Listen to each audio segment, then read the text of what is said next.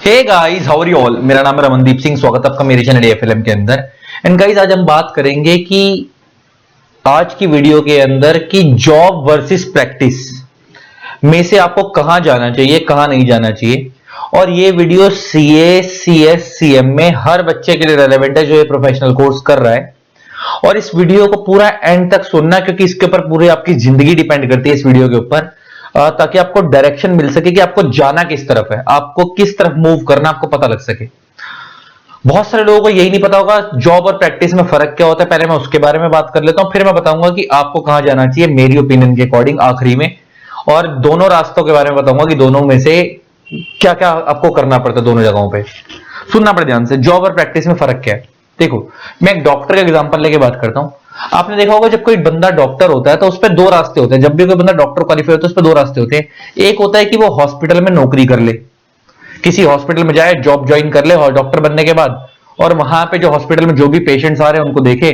अब वो जो पेशेंट्स आ रहे हैं वो जो मर्जी ट्रीटमेंट करवा रहे हो, उसकी फीस उसको नहीं मिलेगी, वो तो फीस हॉस्पिटल पे जाएगी। डॉक्टर को तो एक मंथली सैलरी मिलेगी। और दूसरा रास्ता होता है उस डॉक्टर के पास कि वो गली मोहल्ले में, आपने देखा होगा डॉक्टर अपना क्लिनिक खोल लेते हैं, वो अपना क्लिनिक खोल ले। फिर उसमें क्या होगा कि उसकी इनकम जो है वो डिपेंड करेगी पेशेंट्स के ऊपर। जितने ज्यादा पेशेंट्स आएंगे उतनी ज्यादा उसकी इनकम होगी, जितने कम पेशेंट्स आएंगे उतनी कम उसकी इनकम होगी। ये जो उसने अपना क्लिनिक खोला इसे हम बोलते हैं प्रैक्टिस, कि डॉक्टर ने अपनी प्रैक्टिस सेटअप करी है। और जो वो नौकरी में चला गया था उसे हम बोलते हैं जॉब। इसे एम्प्लॉयमेंट बोल लो या जॉब बोल लो, बात एक ही है कि वो नौकरी कर ली। तो सेम सीए, सीएस, सीएम में बनने के पास भी आपके पास दो रास्ते होते हैं। सीए, सीएस, सीएम में बनने के बाद एक होता है कि आप नौकरी की तरफ चले जाओ, एक होता है आप प्रैक्टिस की तरफ चले जाओ। नौकरी में क्या होगा कि आप किसी पर्टिकुलर ऑर्गेनाइजेशन को, किसी पर्टिकुलर कंपनी को as a CA, CS, CM में ज्वाइन करोगे और आप उसी कंपनी का काम देखोगे।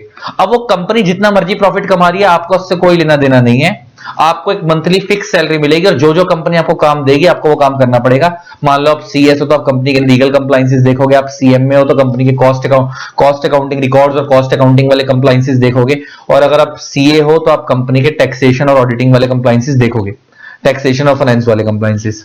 तो बेसिकली सबके अपने अपने काम बटे पड़े हैं। तो अगर आप जॉब में हो तो आप एक पर्टिकुलर कंपनी के अंदर जॉब करोगे, आपको मंथली बेसिस पे सैलरी मिलेगी, जो भी आपको पैकेज पे रखा जाएगा। और उसके अंदर फिर आपका कंपनी क्या कमा रही है उससे कोई लेना देना नहीं, एक फिक्स सैलरी होगी, आप काम करोगे। प्रैक्टिस में क्या होगा कि आप जितने ज्यादा क्लाइंट बनाओगे, जैसे आप अगर प्रैक्टिस है, जैसे मेरे नोन में बहुत सारे सीएस ऐसे हैं मेरे दोस्त, जैसे क्योंकि मैं खुद सीएस हूं तो मेरे नोन में जो सर्कल में सीएस दोस्त हैं उन्होंने अपनी प्रैक्टिस सेटअप करी। तो अब वो 20 कंपनियों का या मान लो 50 कंपनियां उनकी क्लाइंट है। तो वो किसी कंपनी का, कोई कंपनी अपना नाम चेंज करती है तो वो उनके पास आती है। कोई कंपनी को लोन लेना होता है तो उसकी डॉक्यूमेंटेशन रेडी करवाने के लिए उनके पास आती है। कोई कंपनी को डायरेक्टर अपॉइंट करना है, डायरेक्टर को हटाना है, तो वो उसके लिए उन सीएस के पास आती है। तो फिर वो 50 कंपनियों का काम देख रहे हैं, तो हर कंपनी से फीस ले रही है, लेकिन वो क्लाइंट बनाने में टाइम लगता है। तो 50 कंपनियां मतलब 50 कस्टमर। जैसे वो डॉक्टर के लिए वो कस्टमर थे तो इनके लिए वो क्लाइंट बोल देते हैं हम इन्हें। तो जितने ज्यादा कस्टमर होंगे उतनी ज्यादा कमाई होगी। तो वहां पे ऐसे चलता है। लेकिन ना क्या होता है कि अब बच्चे का क्वेश्चन आता है कि सर हमें जॉब करनी चाहिए, प्रैक्टिस करनी चाहिए।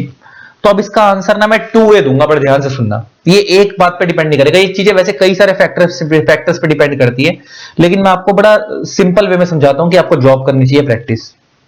देखो, दो तरीके के लोग होते हैं। एक वो लोग हैं जो फ्रॉम द डे वन ये चाहते हैं कि यार मैं ना सीए, सीएस, सीएम में कुछ भी बन जाऊं, जो आप कर रहे हो क्वालिफाई हो जाऊं, फिर सुबह सुबह उठूं, टाई लगाकर जाऊं, बाबू बनकर, बढ़िया बढ़िया कपड़े पहनकर। अगर आपका ऐसा थॉट है और आप एक मंथली जाके एक सीट पे जाकर बैठ जाओ, जो आपको काम दिया जाए वो कर लो और मंथली आपके अकाउंट में सैलरी क्रेडिट हो जाए, तो ऐसे लोगों को जॉब ही करनी चाहिए। आप लोग प्रैक्टिस के लिए नहीं बने हो। ऐसे लोग, मेरे बहुत सारे दोस्त ऐसे जो कहते हैं यार मैं टेंशन नहीं ले सकता, सीएसईएस बने, कहते मैं टेंशन नहीं ले सकता प्रैक्टिस के अंदर, कि पहले क्लाइंट ढूंढो, उनको बनाओ, पकड़ो, फिर उनको पूछो क्या करवाना है, फिर उनसे पैसे मांगो। कह रहे मैं ये सब काम नहीं कर सकता। बहुत सारे दोस्त ऐसे भी मेरे, हम तो जाएंगे सुबह बाबू बन के, गाड़ी निकालेंगे घर के नीचे से, टाई लगाएंगे, जाएंगे ऑफिस, शाम को वापस आ जाएंगे, सैटरडे संडे छुट्टी चाहिए, आराम से अकाउंट में सैलरी आ जाए। एक इस तरीके के लोग हैं। तो ऐसे लोग जॉब के लिए ही बने। आप लोग जॉब ही करना, प्रैक्टिस मत करना, आप लोगों के लिए प्रैक्टिस नहीं है। दूसरे वो लोग हैं जो करना तो प्रैक्टिस चाहते हैं, काम तो अपना कर, क्योंकि दूसरे कैटेगरी के लोग वो भी हैं जो ये सोचते हैं साला मैं किसी की नौकरी क्यों करूंगा, क्योंकि जॉब में आप जाओगे तो सुनना भी पड़ेगा, आप सुपर एम्प्लॉयर भी होंगे, आपको सुनाएंगे भी। तो बहुत सारे लोग ऐसे भी होते हैं जो कहते हैं साला मैं किसी की क्यों सुनूंगा, मैं तो अपने लेवल से अपने हिसाब से काम करूंगा, मैं किसी के नीचे काम नहीं कर सकता। लेकिन दिक्कत क्या है, वो अंदर से इच्छा तो किसी के नीचे काम करने की नहीं है, लेकिन जेब अलाउ नहीं करती, जेब में पैसा नहीं है। अब जेब में पैसा नहीं है और हमारे सीएस सीएम में कोर्सेज के अंदर जो ज्यादातर बच्चा आता है वो मिडिल क्लास या लोअर मिडिल क्लास फैमिली से आता है। मैं ये नहीं कह रहा कि अपर क्लास फैमिली से नहीं आता, आते हैं मगर बहुत रेयर होते हैं। ज्यादातर जो हमारे सीएस सीएम में कोर्स में बच्चे आते हैं वो लोअर क्लास या मिडिल क्लास से आते हैं, अपर मिडिल क्लास से या टॉप हायर क्लास से नहीं आते हैं। उसका सिंपल लॉजिक ये है कि वो बहुत हायर क्लास वालों के वेल सेटल्ड बिजनेस होते हैं, वो लोग वही संभालते हैं। मिडिल क्लास या लोअर मिडिल क्लास जिनके सपने बहुत बड़े हैं और जो मेहनत कर सकते हैं लेकिन जिन पे ज्यादा पैसा नहीं है कि एमबीए वगैरह करने का, तो वो लोग हमारे कोर्सेज को करते हैं।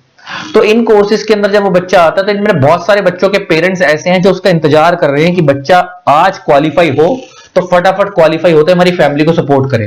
तो अब ऐसे बच्चे भी होंगे जो दिल से तो प्रैक्टिस करना चाहते हैं लेकिन उनकी फैमिली इंतजार कर रही है कि जैसे ही क्वालिफाई होगा तो कुछ कमा के देगा।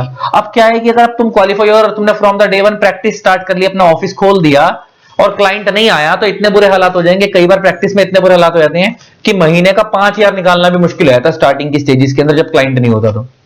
तो अब स्टार्टिंग की स्टेज में जब 5,000 निकालने मुश्किल होता है, तुम्हारे घर वाले तुम्हारा इंतजार कर रहे थे कि बच्चा हमारा क्वालिफाई होगा तो आते ही फैमिली को सपोर्ट करेगा, और तुम लोग यहाँ पे स्ट्रगल कर रहे हो, तो उसमें तुम्हें अपने ऊपर भी फ्रस्ट्रेशन होगी, तुम्हारी फैमिली को भी तुम्हारे से फ्रस्ट्रेशन होगी कि हमने इस बच्चे को इसलिए पढ़ाया था कि आज ये हमारे को सपोर्ट भी नहीं कर रहा। लेकिन अगर तुम on the other hand job में चले जाओगे तो तुम्हारे को स्टार्टिंग 30,000 40,000 50,000 रुपए की स्टार्टिंग सैलरी लग जाएगी, तो फ्रॉम द डे वन तुम्हारी अर्निंग चालू हो जाएगी। क्वालिफाई होते ही तो तुम अपनी फैमिली को सपोर्ट कर पाओगे।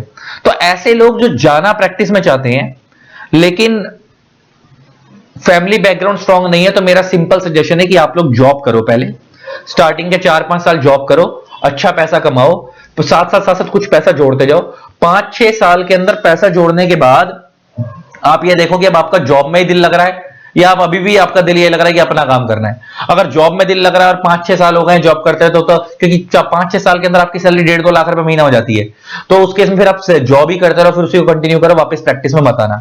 लेकिन अगर 5-6 साल हो गए हैं आपको जॉब करते हो और अभी भी दिल में यार यार काश मैं अपना काम करता, कुछ अपना अपना अपना होता है ना, तो उस केस में आप प्रैक्टिस स्टार्ट करना 5-6 साल के बाद। लेकिन एक बैकअप लेकर चलना मतलब हर साल जॉब में से कुछ पैसा सेव करते रहना, क्योंकि आपको क्या है कि फ्रॉम द डे वन आपने क्वालिफाई होते जॉब स्टार्ट कर दी है, तो जॉब में क्या होता है कि फ्रॉम द डे वन पैसा आना चालू हो जाता है, तो आपके लाइफस्टाइल आपके एक्सपेंसेस उसी हिसाब से हो जाते हैं।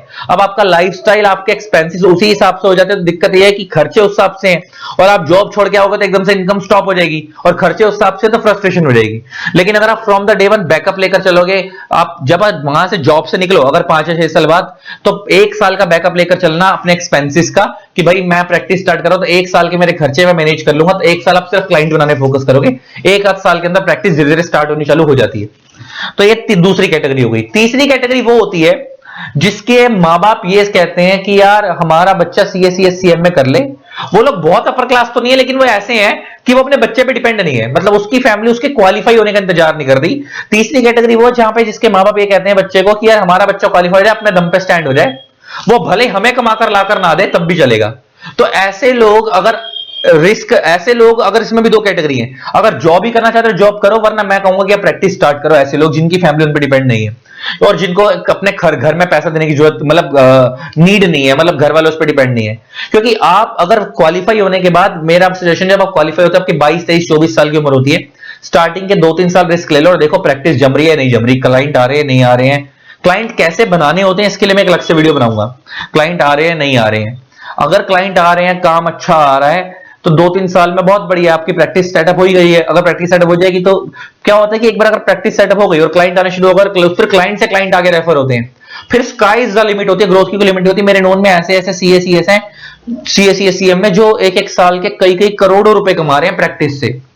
तो ऐसे लोग भी हैं, लेकिन उसके लिए ना टाइम लगता है प्रैक्टिस में। तो अगर आप स्टार्टिंग के 2-3 साल रिस्क लेकर देखो, अगर आपको लगता है क्लाइंट आ रहे हैं तो ठीक है, नहीं तो डिग्री आपके पास सही है, वापस जॉब में जा सकते हो। अगर आपकी फैमिली आपके ऊपर डिपेंड नहीं है तो आप वापस जॉब में जा सकते हो, जॉब का रास्ता आपके लिए हमेशा खुला ही है, वो तो कभी बंद हुआ ही नहीं है।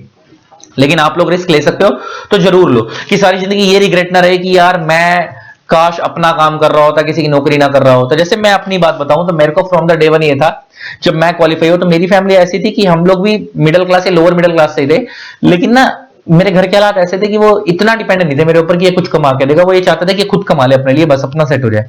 तो मेरे को ये था कि मैंने फ्रॉम द डे वन कभी जॉब की ही नहीं। मैंने स्टार्टिंग में, जितने बच्चे मेरे जानते हैं कि मैंने जो पहले काम करा है कंपनीज के अंदर, वो आर्टिकलशिप के टाइम पे 2 साल करा है। उसके बाद क्वालिफाई होते जो मेरे यूएई की कंपनी में, दुबई की कंपनी में जॉब लगी थी, मैं छोड़ आया था उसको कि मेरे को नौकरी नहीं करनी, अपना करना है।